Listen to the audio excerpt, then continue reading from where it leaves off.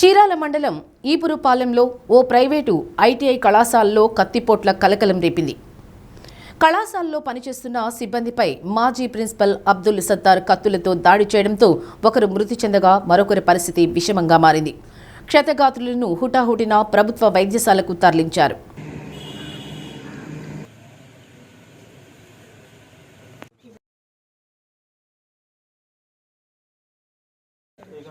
కుర్చీలో కూర్చోడానికి లేదు, ఆయన ప్రిన్సిపాల్.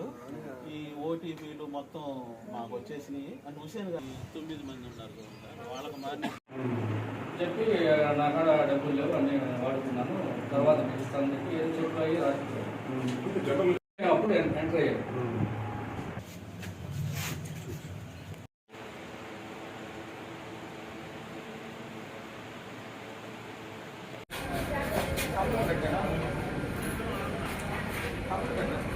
ఈపురుపాలెం ఎస్ఐ బ్రహ్మనాయుడు వెల్లడించిన వివరాల మేరకు ఐటీఐ కాలేజీ మాజీ ప్రిన్సిపల్ అబ్దుల్ సత్తార్కి కళాశాల యాజమాన్యానికి కొంతకాలంగా ఆర్థిక లావాదేవీలు కొనసాగుతున్నాయి. కమిటీ సమావేశం జరుగుతున్న సమయంలో కళాశాలలోకి కొడుకుకు జిలానీతో కలిసి చేరుకున్న అబ్దుల్ సత్తార్ కమిటీ మెంబర్స్పై కత్తితో దాడి చేశారు. ఈ దాడిలో కమిటీ మెంబర్స్ 55 ఏళ్ల హుస్సేన్ మృతి చెందగా ప్రిన్సిపల్ శేషయ్య పరిస్థితి విషమంగా మారింది. ఘటనాస్థలికి డీఎస్పీ మహమ్మద్ మోయిన్ చేరుకొని విచారణ చేపట్టారు. ఘటనపై పూర్తి వివరాలు సేకరిస్తున్నామన్నారు.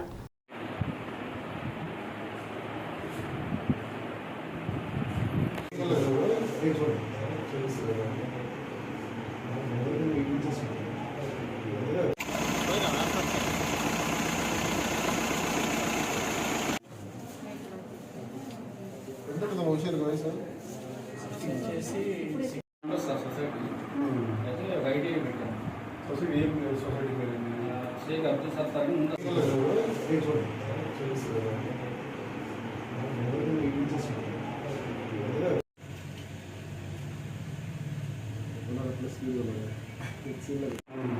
చెప్పి నా కాడ డబ్బులు లేవు అన్నీ వాడుకున్నాను, తర్వాత పిలుస్తాను చెప్పి ఏదో చెప్పి అయ్యి రాసిపోయాను.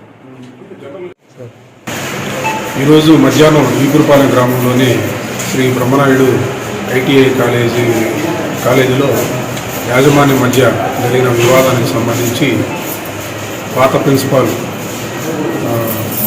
ప్రిన్సిపాల్కి మరియు కమిటీ మెంబర్స్ మధ్య జరిగిన వివాదంలో ఈ పాత ప్రిన్సిపాల్ షేక్ సత్తార్ అనే అతను ఈ కమిటీ మెంబర్స్ అయిన శేషయ్య అలాగే షేక్ హుస్సేన్ అనే అతని మీద కత్తితో దాడి చేసినట్టు తెలిసింది.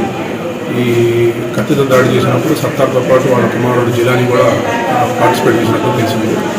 ఈ ఇద్దరిని కూడా మన గవర్నమెంట్ హాస్పిటల్ చీరాలకి తరలించడం జరిగింది చికిత్స నిమిత్తం. ఇక్కడ చికిత్స పొందుతూ ఈ షేక్ హుస్సేన్ అనే ఆయన చనిపోయినట్టుగా ప్రాథమికంగా తెలిసింది. ఈ వివాదానికి గల కారణాలు ఎవరెవరు పార్టిసిపేట్ అయ్యారనేది దర్యాప్తులో వాళ్ళ తర్వాత కొంతసేపటికి హుస్సేన్ సార్ వచ్చారు. హుస్సేన్ సార్ కూడా 1 ఆఫ్ ది బోర్డు వచ్చారు. వీళ్ళంతా వచ్చిన తర్వాత వాళ్ళ మీటింగ్ వాళ్ళు పెట్టుకుందామని చెప్పేసి వాళ్ళు అనుకున్నారు. వాళ్ళు మీటింగ్లో కూర్చొని మాట్లాడుకుంటూ ఉన్నారు. ఇక్కడ ప్రిన్సిపల్గా చేస్తున్నటువంటి కేసీ సార్ కూడా వాళ్ళతో పాటు కూర్చొని వాళ్ళంతా కలిసి జనరల్ బాడీ మీటింగ్ లాగా కూర్చొని మాట్లాడుతున్నారు.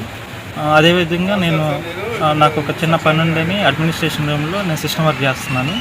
సిస్టమ్ వర్క్ చేస్తున్నప్పుడు వాళ్ళు మాట్లాడుతున్న నాకు అనిపించింది. తర్వాత ఒకసారిగా వాళ్ళు కొంచెం గొడవ పడుతున్నట్లు అనిపించి నేను వెనక్కి తిరిగి చూసేలోపు సత్తార్ సారు హుస్సేన్ సార్ని కొట్టడము, కడుపులో అది కత్తి దించడము నేను చూడటం జరిగింది. వెంటనే మేము ఆపడానికని చెప్పేసి నేను, శేషయ్య సారు, అశోక్ సారు, వేరే సార్ అయితే ఇవాళ కూర్చొని మరి గత 12 సంవత్సరాల నుంచి ఆ లెక్కలు ఒకసారి చెప్పి సెటిల్ చేద్దాము, ఎందుకు గొడవలని చెప్పేసి మేము కూర్చున్నాము.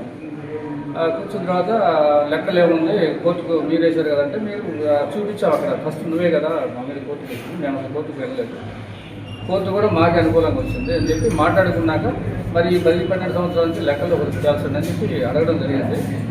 అయితే అక్కడ మేము గొడవ జరిగిందనే ఎక్స్పెక్ట్ చేయాల, చాలా కూలుగానే మాట్లాడుతున్నాము. అయితే మేము ప్రిన్సిపల్ని మార్చాము, ఇతను రిసీవ్ చేస్తున్నారని చెప్పి ఈ కేవీపీ శేషయ్యని ప్రిన్సిపల్గా అపాయింట్ చేశాము. డిసెంబర్ 15, 2025 డిసెంబర్ 15 చేశాము. అయితే అతన్ని కూర్చోలేకుండా అతన్ని దౌర్జన్యం చేస్తున్నాడు. సరే మేము కమిటీ మెంబర్స్ వచ్చి అతన్ని ప్రిన్సిపల్గా మేము అపాయింట్ చేసాము కమిటీ. మేము మెజార్టీ సభ్యుల తీర్మానంతో ప్రిన్సిపల్గా అపాయింట్ చేశాం కాబట్టి అతన్ని డ్యూటీ చేయని నువ్వు ఈ లోపు లెక్కలు తెచ్చేసాయి. లెక్కలన్నీ క్లియర్ అయినాక యాక్చువల్గా నీ వాటా నీకు మళ్ళీ ప్రిన్సిపల్గా కావాలంటే మేము నిన్నే యాక్సెప్ట్ చేస్తామని